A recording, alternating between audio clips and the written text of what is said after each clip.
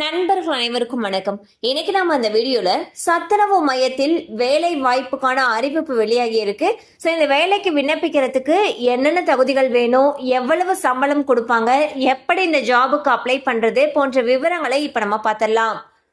சமையல் உதவியாளர் பணியிடங்களுக்கு தமிழ்நாடு அரசு நேரடி நியமனம் மூலமாக ஆட்களை தேர்வு செய்ய உள்ளது.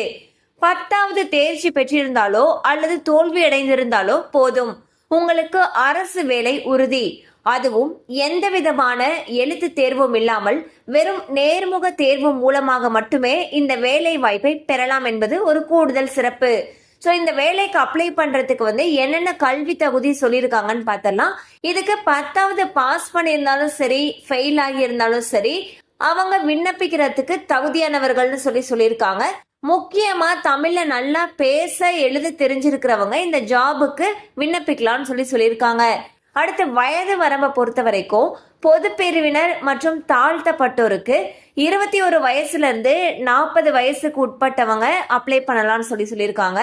அதுவே பழங்குடியினரா இருக்காங்கன்னா 18 வயசுல இருந்து 40 வயசுக்கு உட்பட்டவங்க அப்ளை பண்ணலாம்னு சொல்லியிருக்காங்க. மேலும் விதவைகள் மற்றும் கணவனால் கைவிடப்பட்டவங்களா இருக்காங்கன்னா 20 வயசுல இருந்து 40 வயசுக்கு உட்பட்டவங்க விண்ணப்பிக்கலாம்னு சொல்லியிருக்காங்க.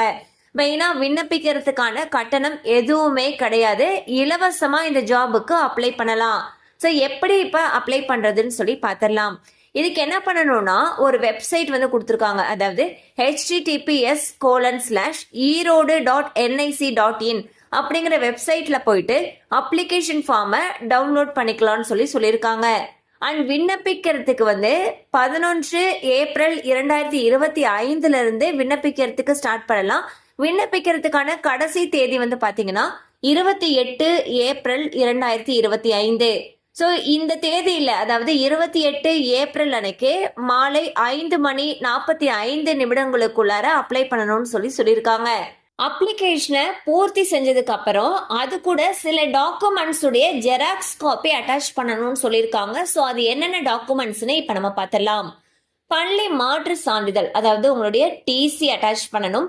எஸ்எஸ்எல்சி மார்க் ஷீட், குடும்ப அட்டை, இருப்பிட சான்று, ஆதார் கார்டு, ஜாதி சான்றிதழ், விதவையாக இருக்காங்க அப்படிங்கிற பட்சத்தில் அல்லது கணவனால் கைவிடப்பட்டவங்க அப்படிங்கிற பட்சத்தில் அதற்கான சான்றிதழ் அட்டாச் பண்ணணும்னு சொல்லியிருக்காங்க. மாற்றுத்திறனாளியா இருக்காங்கன்னா அதுக்கான அடையாள அட்டை அட்டாச் பண்ண சொல்லியிருக்காங்க. ஸோ நம்ம சொன்ன இப்ப எல்லா டாக்குமெண்ட்ஸ் உடைய ஜெராக்ஸ் காப்பியும் அப்ளிகேஷனோட சேர்த்து நம்ம கொடுக்கணும்னு சொல்லியிருக்காங்க. எங்க கொடுக்க சொல்லியிருக்காங்கன்னா உங்க பகுதியில் இருக்கக்கூடிய மாநகராட்சி, நகராட்சி இல்லாட்டி ஊராட்சி ஒன்றிய அலுவலகத்துல நேரடியாக கொண்டு போய் கொடுக்கலாம்னு சொல்லியிருக்காங்க. ஸோ பாத்தீங்கன்னா சமையல் உதவியாளர் பணிக்கு விண்ணப்பிக்கிறதுக்கு என்னென்ன பண்ணணும், அந்த வேலையில எவ்வளவு சம்பளம் கிடைக்கும், எப்படி அப்ளை பண்றது, எங்க போயிட்டு ஃபார்மை கொடுக்கறது அப்படிங்கிற விவரங்கள் எல்லாம் பத்தி பார்த்தோம். இந்த அறிவிப்பானது ஈரோடு மாவட்டத்துல அறிவிக்கப்பட்டிருக்கு. கண்டிப்பா அந்த அப்டேட் உங்களுக்கு பயனுள்ளதா இருந்திருக்கும் நம்புறோம். மேலும் இது போல அப்டேட்ஸ் உங்களுக்கு உடனே ரீச் ஆகணும்னு நினைச்சீங்கன்னா நம்ம சேனலோட தொடர்ந்து இணைந்திருங்கள். தேங்க்யூ ஃபார் வாட்சிங்.